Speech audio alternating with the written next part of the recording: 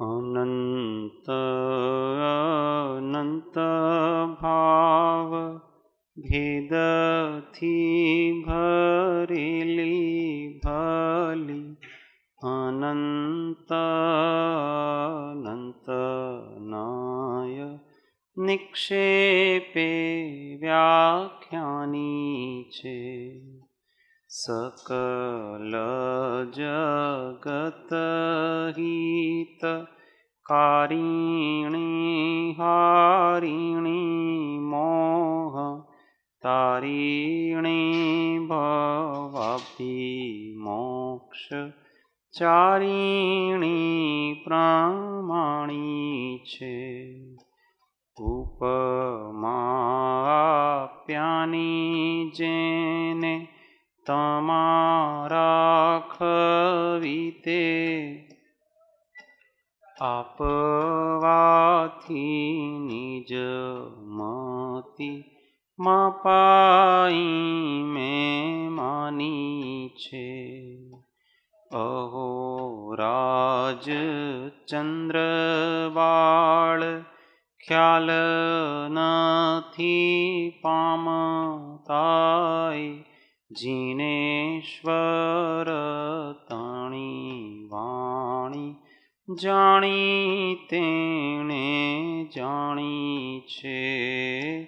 गुरुराज ताणी वाणी जाणी तेणे जाणी छे। अणमयुण सव सिद्धे जाणुत्तम खविद दीह संसारे। दस दस दो दो यजिणे दस दो अणुपे हणम वोच्छे। ओ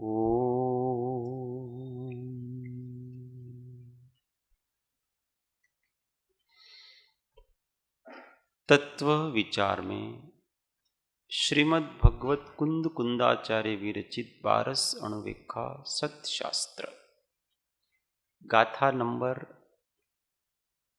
10।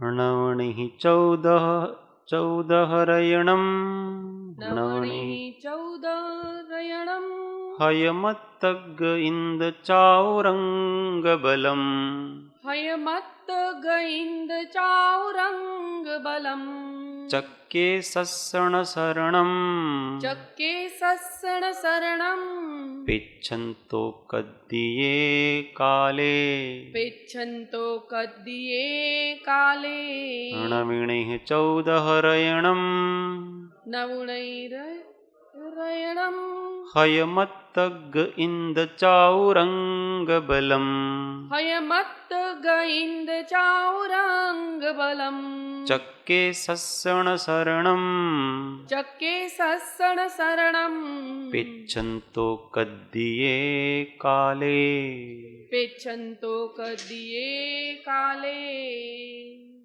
सब साथ में नवणिः 14 रयणम् हयमत्तग इंद चाउरंगबलम् चक्के सस्सण शरणम् पिच्छन्तो कद्दिये काले। फिर से नवणी बोलो। नवणिः 14 रयणम् हयमत्तग इंद चाउरंगबलम् चक्के सस्सण शरणम् पिच्छन्तो कद्दिये काले। हिंदी पद्यानुवाद। अश्वादिपूर्ण बल है चतुरंग सेना दो सात रत्न निधिया नवरंग लेना। चक्रेश को शरण ये नहीं अंत में हो। खा जाय काल लखते लखते इन्हें वो। खरी गीत गुजराती पद्यानुवाद। चतुरंगी सेना 14 रत्नो नवनिधि आदिक रहे। नहीं चक्री ने ये शरण कोई मृत्यु मृत्युजम आविग्रहे नहीं चक्रीने ये शरण कोई मृत्युजम आविगहे। अर्थ नवणी, नवणी का मतलब नव निधि निधि। 14 रयणम 14 रत्न, हय घोड़ा, मतंग हाथी, इंद यहां पर चक्रवर्ती लेना, चाउरंग बलम चतुरंगी बल अर्थात चतुरंगी सेना, चक्के सस्सर न शरणम चक्रवर्ती को ये शरण नहीं है। कब नहीं है? किसी भी काल में देखे जाते नहीं है, कभी भी ये शरण रूप होते नहीं है। हे भव्य जनों देखो, इसी तरह काल के आ दबाने पर 9 निधियां, 14 रत्न, घोड़ा, मतवाले हाथी और चतुरंगिनी सेना आदि रक्षा करने वाली सामग्री चक्रवर्ती को भी शरण नहीं होती है। अर्थात जब मौत आती है तब चक्रवर्ती को भी जाना पड़ता है, उसका अपार वैभव उसे नहीं बचा सकता है। गुजराती। चक्रवर्ती ने चतुरंगी सेना, 14 रत्नों, नवनिधि आदि सामग्रीओ होवा छता कोई मरण समय बचावी शकतो नहीं। तो 9 प्रकार की निधियां होती हैं। निधि का मतलब होता है संपत्ति।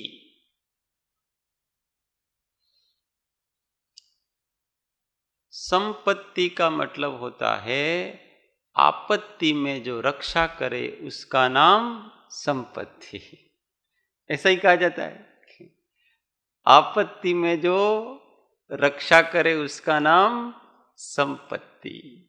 पर ये लौकिक संपत्ति है, वो आपत्ति में रक्षा करती नहीं है। तो इनके पास संपत्तियां तो निधियां तो बहुत हैं, खजाने कहते हैं उसको। निधि किसको कहते हैं? माणवक वगैरह ऐसे काल निधि, महाकाल निधि, माणवक निधि, ऐसे 9 प्रकार की चक्रवर्ती के निधियां होती हैं। जो चाहो वो उसको मिल जाता। रोज दान देता है चक्रवर्ती, हीरे थालियां भर भर के रत्न देता है, पर उसके कभी खत्म ही नहीं होते। ऐसी निधियां हैं। अब सोचो कि कहां से आते होंगे ये सारे के सारे। तो सभी 9 प्रकार की निधियां देव रक्षित होती हैं। वो देव लाते हैं। कहां से लाते हैं? नए तो बनाते नहीं होंगे, प्रकृति में से ही कहीं न कहीं से लाते। वास्तव में तो इस प्रकृति में बहुत सारे रत्न, हीरे, माणिक, मोती हैं। अभी सुमेरु पर्वत पे जाओ आप, तो सुमेरु पर्वत के तटों पर रत्न ही रत्न है।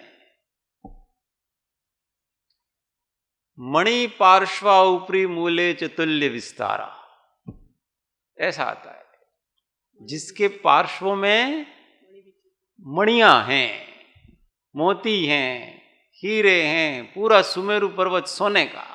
सोने का मतलब अलग अलग प्रकार से समझ लेना चाहिए। स्वर्ग में हीरे, माणिक, मोती इतने हैं, वहां तो रत्न का ही सब है। सारी चीजें रत्नों की ही बनी हुई हैं, कभी कमी नहीं पड़ेगी। अपना यहाँ सोने खानों में से सोना बना निकाल लेंगे तो खानों में कमी पड़ जाएगी, ऐसे कभी कमी पड़ती नहीं। और प्रकृति इस रूप परिणमित होती है। जब जीवों का पुण्य बल होता है तो पत्थर, हीरे, माणिक, मोती बनते हैं। और जब पाप का उदय आता है तो वही हीरे माणिक मोती वो पत्थर बन जाते हैं। पाप का उदय है, इसलिए ये संपत्तियां कभी कम नहीं होगी, बढ़ती ही। पाप के उदय में कम हो जाएगी, पुण्य के उदय में बढ़ जाएगी। ऐसा ये परिवर्तित होती है। क्यों? पुद्गल का स्वभाव है पूरन गलन। तो पुद्गल अपनी अलग अलग प्रकार की पर्यायों में बदलता रहता है।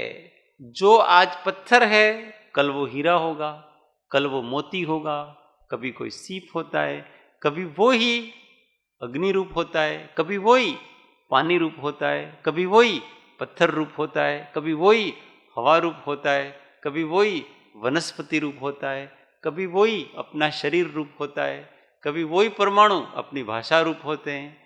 ऐसे बदलते रहते हैं, वो सब ट्रांसफर होता रहता। इसलिए चिंता नहीं करना कि कमी पड़ जाएगी, ऐसा कुछ होता नहीं है। पेट्रोल निकाल लेंगे जमीन में से तो जमीन में पेट्रोल की कमी पड़ जाएगी, ऐसा थोड़ी है भाई। जमीन में वो तो कोई और चीज निकल जाएगी, पुण्य का उदय होगा तो ऐसा। हाँ, पदार्थ का नाश नहीं। 14 रत्न होते हैं। 7 रत्न तो अजीव होते हैं और 7 रत्न जीव रूप होते हैं। सेना तलवार भी एक रत्न है उनकी। उनका एक विशिष्ट घोड़ा होता है, वो भी रत्न है। इनका विशिष्ट हाथी होता है, वो भी रत्न गिना जाता है। उनका सेनापति होता है, वो भी रत्न गिना जाता है। ऐसे ये सब, उनके पास वज्र होता है, वो भी रत्न गिना जाता है।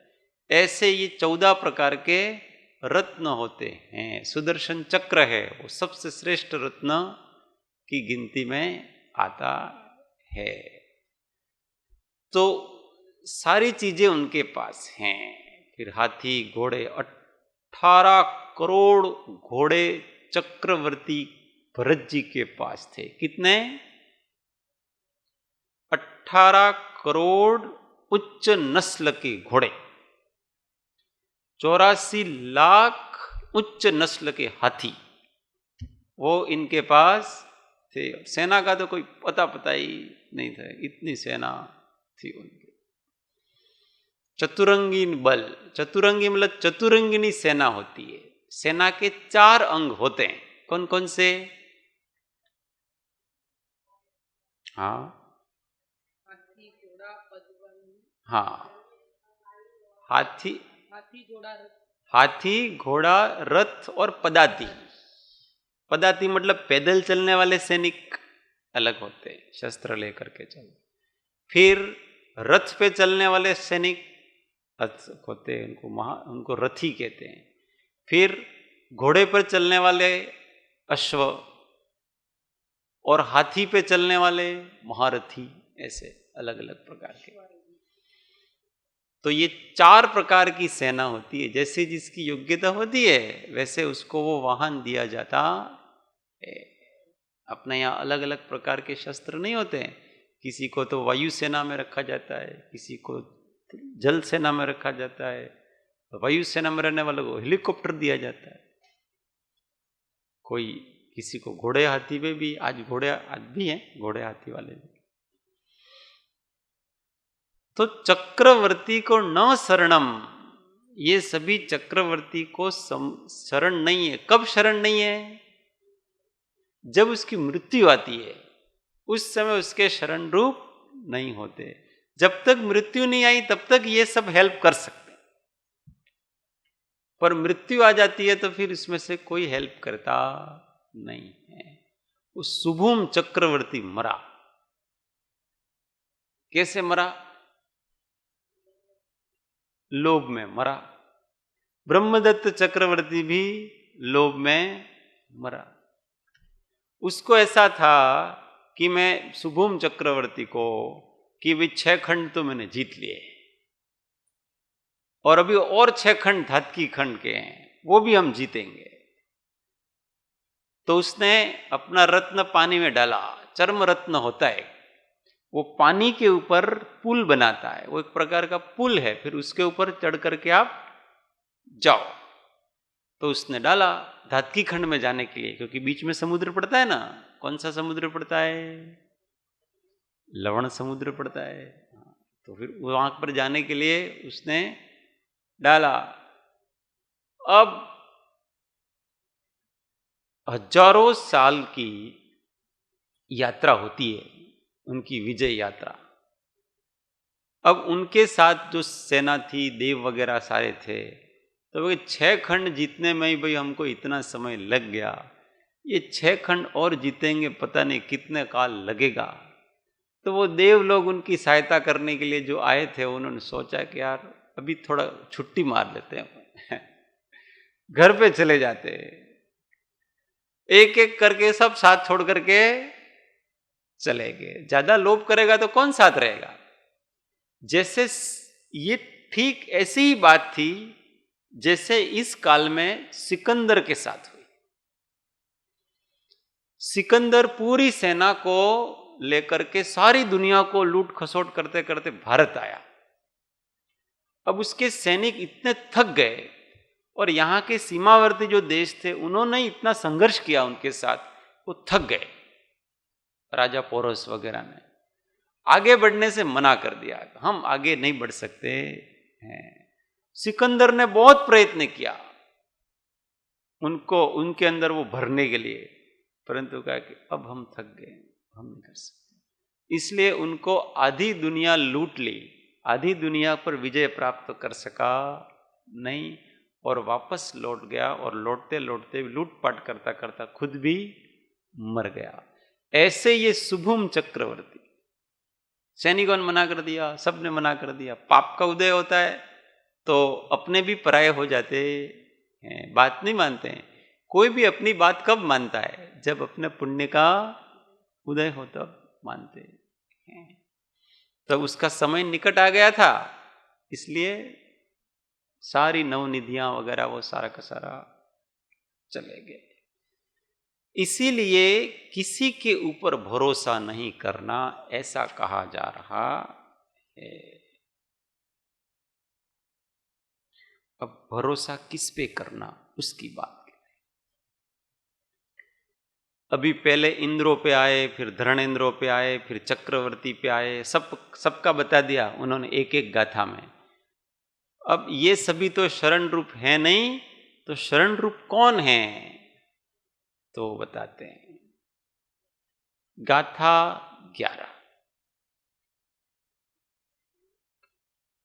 जाई जर मरण रोग भयादो, जर मरण रोग भया रखे दी अपनो अप्पा। बोलो।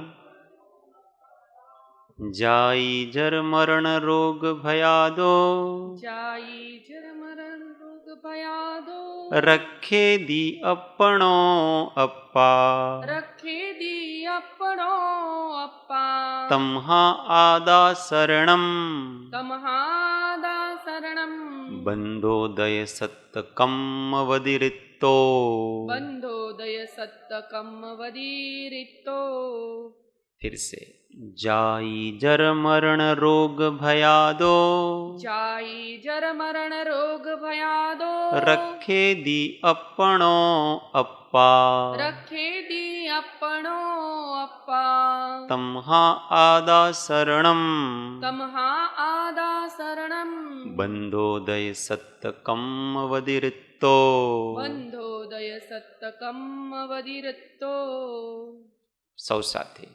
जाई जर मरण रोग भयादो, रखे दी अपनो अप्पा। तम्हा आदा शरणम, बंधोदय सत्त कम वदिरितो। बहुत सुंदर गाथा है ये। लो रोग से जनन मृत्यु जरादिकों से, रक्षा निजात्म निज की करता घोषे। त्रैलोक में इसलिए निज आत्मा ही, हे वस्तुतः शरण लो अद्य खात्मा ही। साथ में। लो रोग से जनन मृत्यु जरादिकों से, रक्षा निजात्म निज की करता घों से। त्रिलोक में इसलिए निज आत्मा हे वस्तुतः शरण लो अद्य खात माही। हरि गीत। रक्षा करे आत्मा स्वयं जनि मृत्यु जरा भय रोग थी तेथी शरण निज आत्मा छे भिन्न बंध सत्ता उदय थी तेथी शरण निज आत्मा छे भिन्न बंध सत्ता उदय थी। अर्थ, जन्म जरा मरण रोग और भय आदि से आत्मा ही अपनी रक्षा करता है। इसलिए वास्तव में जो कर्मों की बंध उदय और सत्ता अवस्था से जुदा है वह आत्मा ही इस संसार में शरण है। अर्थात संसार में अपने आत्मा के सिवाय अपना और कोई रक्षा करने वाला नहीं है। यह स्वयं ही कर्मों को खपाकर जन्म जरा मरणादि के कष्टों से बच सकता है। गुजराती। પોતાનો આત્મા જ જન્મ જરા મરણ રોગ ભયથી પોતાની રક્ષા કરે છે। કર્મોના બંધ સત્તા ઉદયથી પોતાનો આત્મા ભિન્ન જાણી પોતાનો આત્મા જ પોતાને शरण छे। बड़ी सुंदर बात की। कौन रक्षा कर सकता है अपनी? तो आत्मा रक्षा कर सकता है। किससे रक्षा कर सकता है? तो जन्म जरा मरण रोग और भय आदि से, क्योंकि इनका ही अपने को डर है। सबसे अधिक डर किसका है व्यक्ति को? मरण का है। जन्म का तो आजकल किसी को डर नहीं है, इसलिए तो जन्म दिवस मनाते हैं। देखो, व्यक्ति की मुमुक्षुता का मापदंड करना है अगर ये व्यक्ति सामान्य संसारी लौकिक रुचि वाला है कि मुमुक्षु पारमार्थिक रुचि वाला है, तो उसकी विशेषता जाननी है, लक्षण जानना है। तो मृत्यु और जन्म, तो जन्म से जो प्रसन्न होता है और मृत्यु से डरता है वो लौकिक है, सांसारिक रुचि वाला है। और जन्म से डरता है, मृत्यु से डरता नहीं है, वो पारमार्थिक रुचि वाला है। समझ में आया? मुमुक्षु का लक्षण कि जो जन्म दिवस नहीं मनाता है, मृत्यु का महोत्सव मनाता है।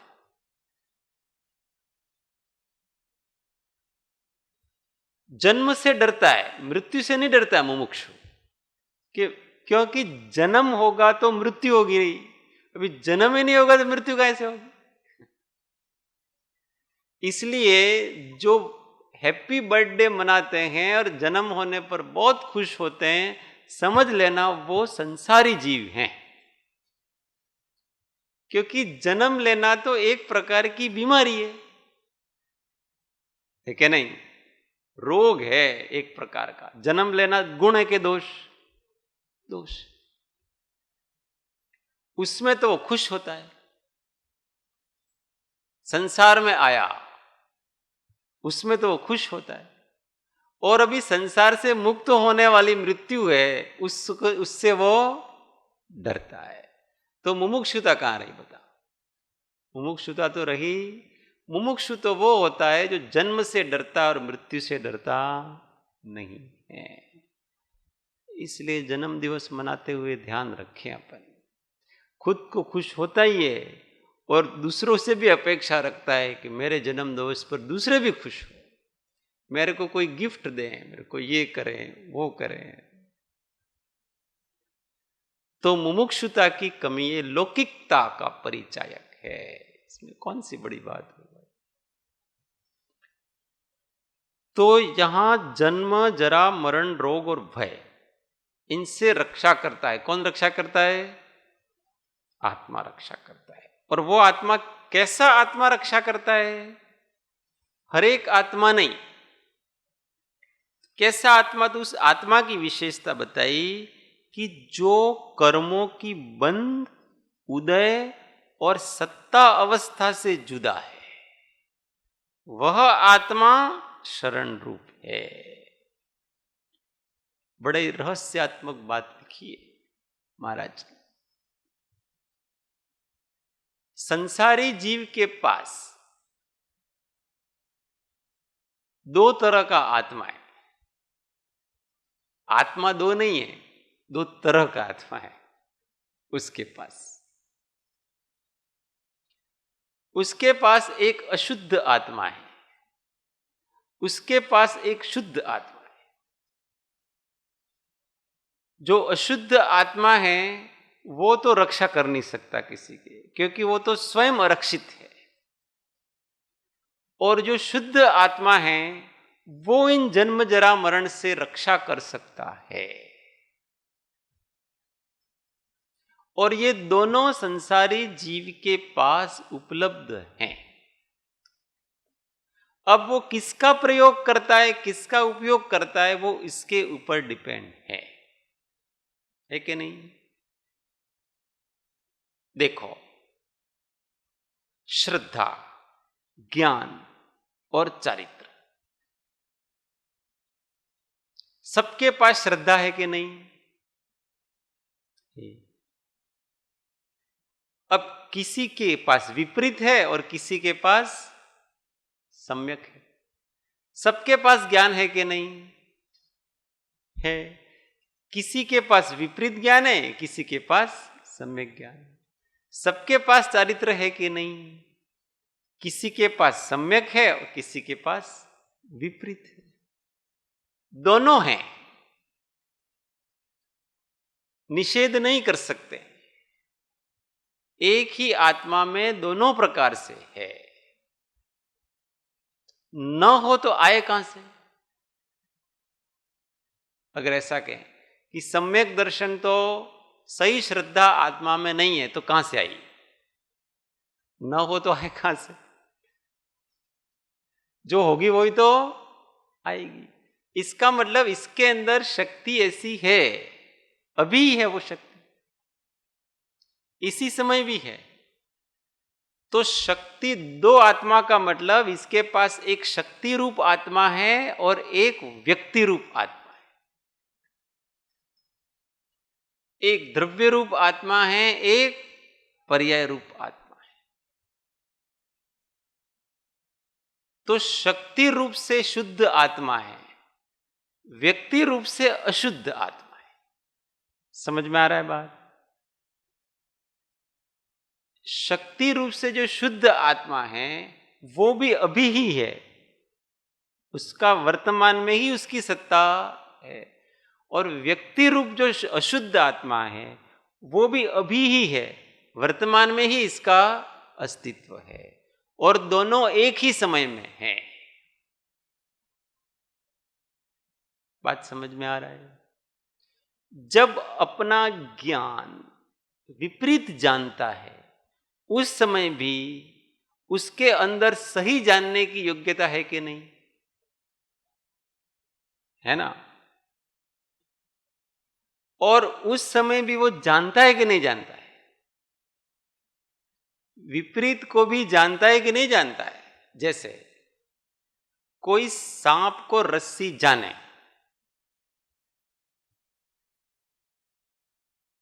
तो जाना उल्टा उसने, परंतु जाना तो सही कि वो सांप नहीं रस्सी है। ऐसे उसके जानने का स्वभाव नष्ट नहीं होता है।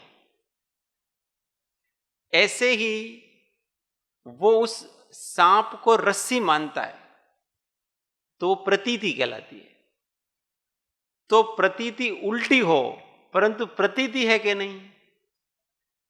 और उस सांप को रस्सी मान करके अथवा रस्सी को सांप मान करके भयभीत होता है अथवा रस्सी पे चढ़ जाता है, तो उसका आचरण विपरीत है, पर आचरण है कि नहीं?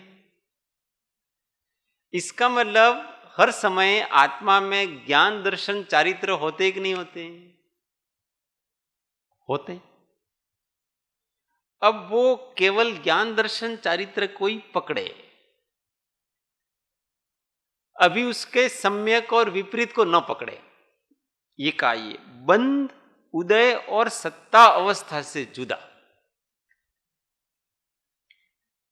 जो रस्सी को सांप जान रहा है,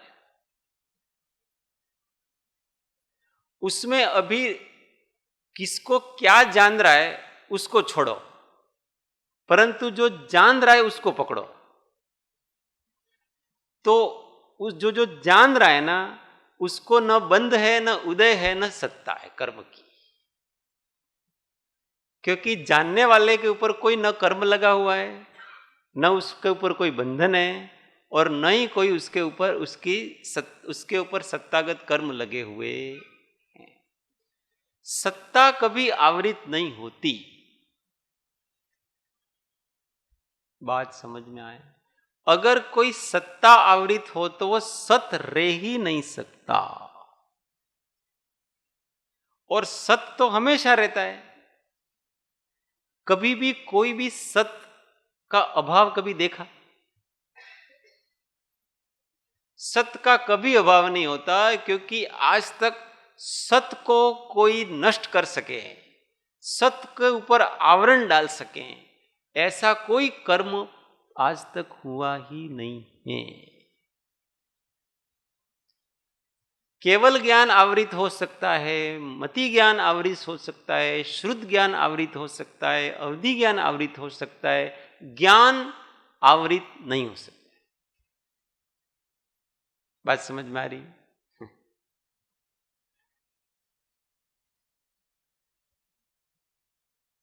ज्ञान आवृत नहीं होगा। ऐसे आत्मा की जितनी शक्तियां हैं, उनमें से कोई भी शक्ति कभी भी आवृत नहीं होती, क्योंकि वो सब पारिणामिक भाव हैं। कैसे भाव हैं? और पारिणामिक भाव किसको कहते हैं पता है? जो किसी भी कर्म के उदय से, उपशम से, क्षय से और क्षयोपशम से नहीं होते, वो केवल होते हैं बस। और वो जो हमेशा रहते हैं उसको पारिणामिक भाव कहते हैं। और जीव के अंदर जितने गुण हैं वो सब पारिणामिक भाव।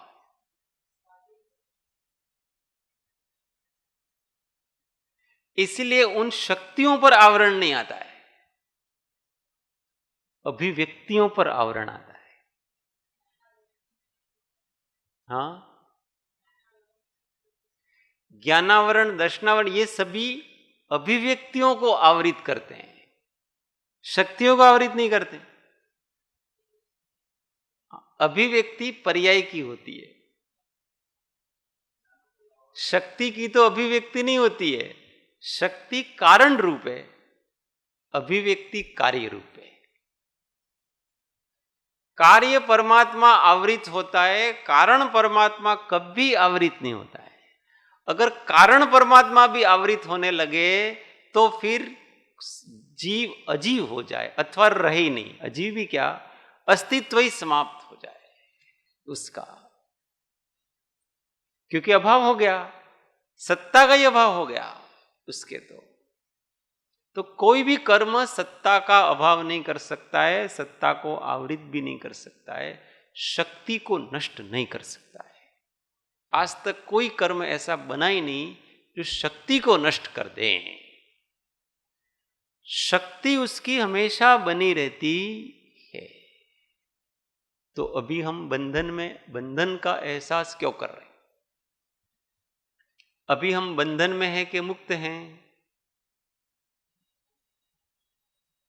बंधन में है कि मुक्त हैं?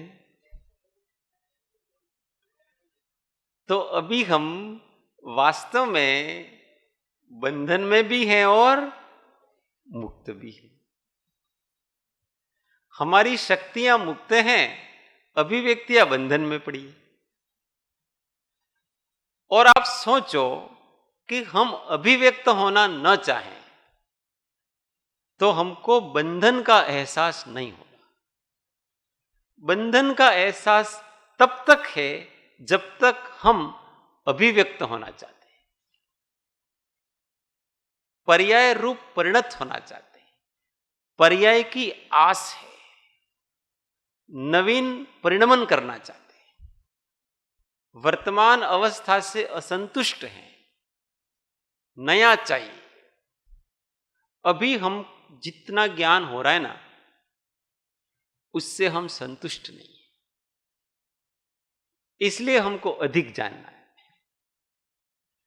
अभी हम जितना देख रहे हैं ना, उससे संतुष्ट नहीं है, इसलिए अभी हमको और अधिक देखना है। प्रॉब्लम यह है कि हम और अधिक चाहते हैं, और अधिक अभिव्यक्त होना चाहते हैं, और यह जीव केवल संतुष्ट रहे, कुछ नहीं चाहे, अभिव्यक्त होना ही नहीं चाहे। मुझे केवल ज्ञान, केवल दर्शन, केवल सुख, केवल वीर्य, ये सब नहीं चाहिए।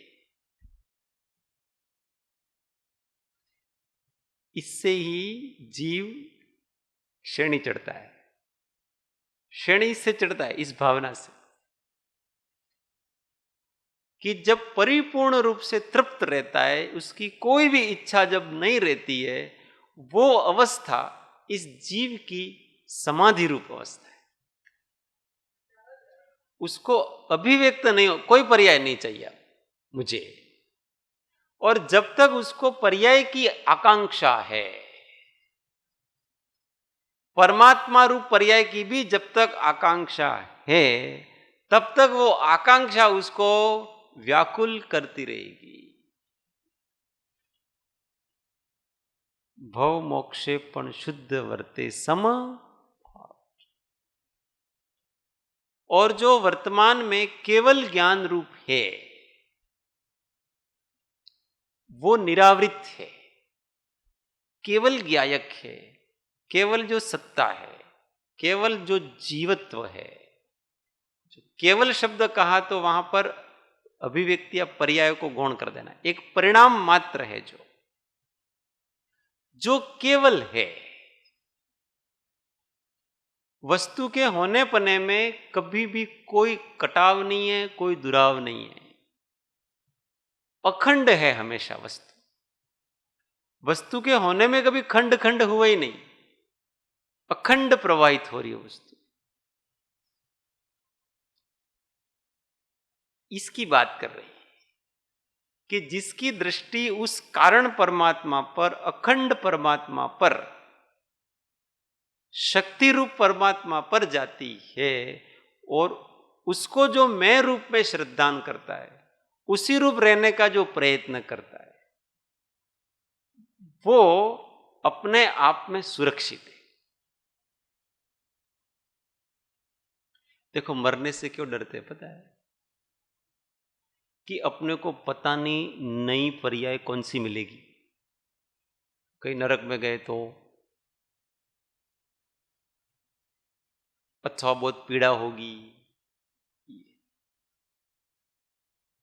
तो वो परिणति से डर रहा है उससे, और अच्छी परिणति की आशा है, बुरी परिणति से के प्रति उसको द्वेष है। और केवल ज्ञान रूप रहे कि मैं जिस भी गति में जाऊंगा पर मैं रहूंगा, मुझे कौन नष्ट कर सकता है। ये जो महापुरुषों को आत्मा का दर्शन होता है ना, आत्मदर्शन, आत्म साक्षात्कार, सम्यक दर्शन, और फिर जब ऐसा कहते हैं कि अब हम अमर भय न मरेंगे, उसका तात्पर्य समझने का प्रयत्न।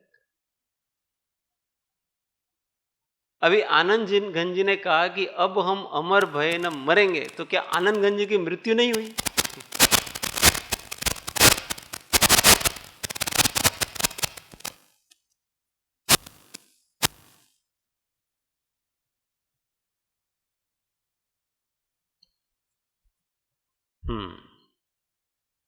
ये भी डरता है। तो आनंद गंज जी की मृत्यु हुई कि नहीं? फिर भी उन्होंने कहा कि अब हम अमर भय ना, उनको अब उनकी दृष्टि, उनको उस तत्व पर, अपने उस शक्ति रूप का एहसास हुआ है, अनुभूति हुई है, पता पड़ा है कि जो तत्व कभी नहीं मरेगा, आज मुझे वो दिखा है। शरीर का कुछ भी हो, मैं नहीं मरूंगा, उस मैं की अनुभूति हुई है उनको, जो कि निष्कारण है, अकारण है, कोई कारण नहीं उसका। द्रव्य का कोई कारण नहीं है, पर्याय का कारण है। प्रत्येक पर्याय कारण सहित है और द्रव्य अकारण। जीव है किस लिए? ज्ञान है, क्यों? बिना कारण से। परंतु मति ज्ञान का कारण है। क्या कारण है? मति ज्ञान आवरण का क्षोभशम। वो कारण नहीं होगा तो मति ज्ञान रूप कार्य होगा नहीं। पर ज्ञान का कोई कारण नहीं है, वो अकारण है। ऐसे द्रव्य अकारण है, उस अकारण पर श्रद्धा हुई उनको, और जो अकारण है उसकी तो कभी मृत्यु हो ही नहीं सकती, उसका तो कभी नाश हो सकता। जिसका कारण हो और वो कारण खत्म हो जाए तो नाश हो जाए। जिस कारण से वो कार्य हुआ था, वो कारण न रहे तो वो कार्य भी न रहे। तो कोई एक पर्याय किसी कारण से बनी थी और वो कारण खत्म हो गया, जैसे हम भक्ति करते हैं और बहुत आनंद आया, अब वो भक्ति बंद हो गई तो आनंद भी बंद हो गया, क्योंकि किसी कारण से आया हुआ था वो आनंद। वो कारण खत्म हो गया, वो कार्य भी खत्म हो गया। अब जब यहां किसी कारण से तो कुछ है ही नहीं, वो तो है, बस उस पर उनको श्रद्धा हो गई है, इसलिए उनको अब किसी प्रकार के वास्तव में बाहर के साधनों की भी जरूरत नहीं। अब उनका आनंद भी निष्कारण है, क्योंकि वस्तु निष्कारण है और उस निष्कारण वस्तु में सभी शक्तियां हैं और वो स्वभाव से हैं। अब इसलिए उनको आनंद की चाह नहीं है। क्यों नहीं है? क्योंकि वो आनंद स्वरूप है। पैदा करना हो नवीन, कहीं से लाना हो, अथवा वर्तमान में न हो तो वो करें नवीन प्राप्ति, पर वो तो है ही।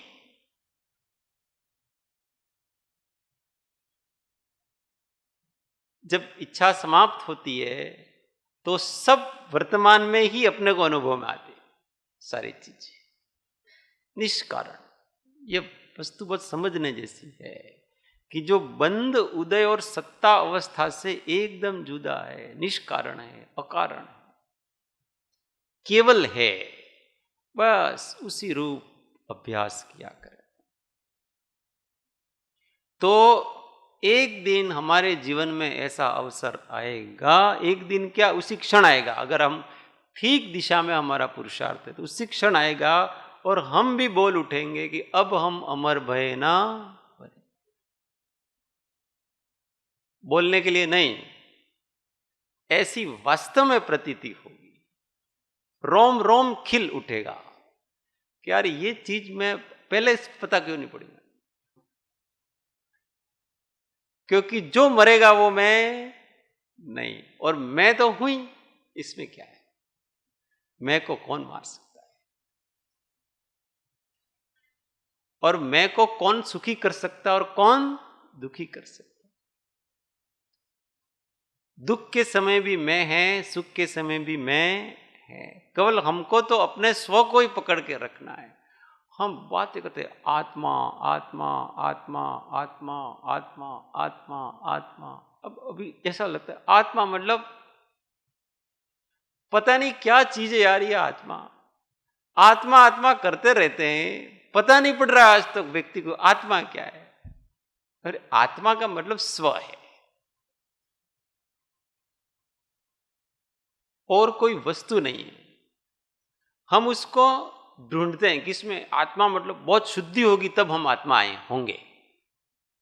हमारे आत्मा के ऊपर सारे कर्म खत्म हो जाएंगे और बहुत शुद्ध हो जाएंगे, बहुत आनंद होगा, तब हम आत्मा होंगे। अरे भाई, आत्मा ऐसे नहीं हुआ जाता है, आत्मा पहले से ही है। जो पहले से ही है उसका जो श्रद्धान करता है, तो इसको ये उसके ऊपर वो जो वर्गणाएं लगी हुई है ना, उसकी तरफ तो उसका ध्यान ही नहीं जाता। हमेशा अपना अस्तित्व है उसके पकड़ में रहता है। ये है अहमेवाहम, मैं हूं वही मैं हूं। हमको लगता है कुछ और होगा यार, और जब हमको आत्मज्ञान प्रकट होगा तब पता पड़ेगा कि ये क्या। अरे ऐसा नहीं है, उस समय जिसका पता पड़ेगा वो अभी ही है। जिसका मोक्ष होने वाला है वो अभी ही है। बस हमारी दृष्टि वो वर्तमान की वस्तु पर जाए, अकारण वस्तु पर जाए, निष्कारण वस्तु पर जाए, तो घटना अभी ही घट सकती है। इसके कोई चरण नहीं होते हैं, इसके कोई सोपान नहीं होते हैं, इसकी कोई पद्धतियां नहीं होती हैं। अगर कोई जीव योग्य है, बिना किसी पद्धति के तुरंत स्व का श्रद्धान कर लेता है। सामान्य रूप से सबकी पद्धतियां होती हैं, जिसको अक्रम मार्ग कहते हैं ना, वो भी यही है। कोई बहुत प्रोसेस से आता है, घिसता घिसता घिसता घिसता। कोई बिना प्रोसेस के भी, वो तो उसकी द्रव्य की योग्यता कितनी है कि वो अपने स्व को पकड़ ले। किसी के हजारों लाखों जन्म लेते हो तो भी वो स्व को नहीं पकड़ पाता, स्व सत्ता को सब पकड़ लेगा वो। सारी चीजें अलग अलग प्रकार से, भेद प्रभेद, सम्यक दर्शन इसको कहते हैं, सम्यक ज्ञान इसको कहते हैं, सम्यक चारित्र इसको कहते हैं, द्वादशांगिक और एक दो, परंतु अपने को पकड़ नहीं पाता, उस सत्ता को पकड़ नहीं पाता है जो हमेशा है। उसका पुरुषार्थ हम ज्यादा किया करें। ये जो मैं हूं वही मैं हूं, कोई विशेष नहीं है, सामान्य है। हम कोई विशेष के रूप में ऐसी कल्पना कर रखी है, और इसलिए हमको ऐसा लगता है कि हम यार उसको प्राप्त नहीं कर सकते। ये तो बड़े लोगों की बात है। ऐसा नहीं है, हर एक व्यक्ति हमेशा सहज सामान्य आत्मा है, बस उसने अपने आप को विशेष मान रखा है।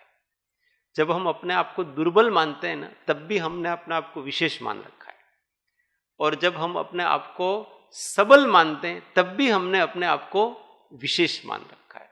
और विशेष तो क्षणिक है, अकारण नहीं है, विशेष कारण सहित है, और सामान्य है वो अकारण। मैं शक्तिहीन हूं अथवा शक्तिवान हूं, परंतु मैं हूं, ये सत्य है। और वो तो निष्कारण है ना, वो शरण रूप है। कितना भी परिचय उपसर्ग आ गया पर मैं तो हूं। इस आत्मा की परिणति कितनी भी विकृत हो गई तो भी आत्मा का अस्तित्व का नाश नहीं होता। अगले ही क्षण अपनी पूरी शक्ति के साथ वो पूर्ण पवित्र हो सकता है। ऐसी इसके अंदर शक्ति है, और वो शक्ति हमेशा मौजूद है उसकी। बस उस शक्ति का हमेशा अपने ध्यान किया करें, उस शक्ति की ओर दृष्टि रखें। उस शक्ति रूप जो हम परमात्मा हैं, उसी को स्व के रूप में अपने आप हमेशा स्मरण किया करें। ये जो मैं हूं वो ही मैं हूं, और कोई मैं, ये जो सहज सत्ता रूप है, सहज ज्ञान रूप है, वो। और इच्छा न करें सुखी होने की। हमारा प्रॉब्लम ये है कि हमको आनंद में रहना है, सुखी रहना है। और सुखी रहने का तो एक ही तरीका है, आप सुख की चाह छोड़ो, आनंद की चाह छोड़ो। मुझे सुखी होना ही नहीं है, मैं संतुष्ट हूं, हर परिस्थिति में मैं संतुष्ट हूं। और जैसे ही हमारी असंतुष्टि जागी तो दुखी हो गए। ध्यान ऐसे किया जाता है, ओ परिपूर्ण छु। वर्तमान अवस्था को स्वीकार करो, और द्रव्य तो परिपूर्ण है, अवस्था जो बन रही है सब बन रही है, मुझे स्वीकार है उसकी, तुम्हारे हिसाब से हो। और इस प्रकार के चिंतन से, इस प्रकार के अभ्यास से जो वृत्ति अंतर्मुख होती है ना, और वहां से फिर आवाज आती है,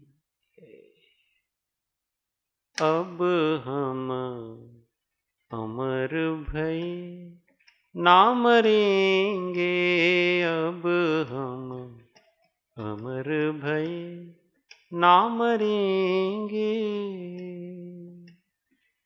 जा कारण मिथ्यात्व दियो तजी, जा कारण मिथ्यात्व दियो तजी, क्यों कर देह धरेंगे, अब हम अमर भय न मरेंगे, अब हम अमर भय न मरेंगे।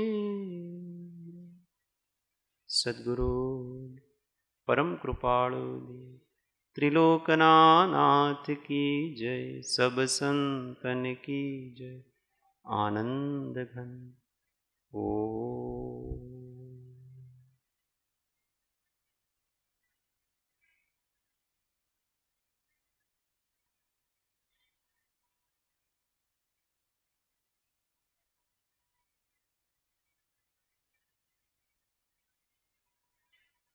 ओम शांति शांति शांति। जय सद्गुरु।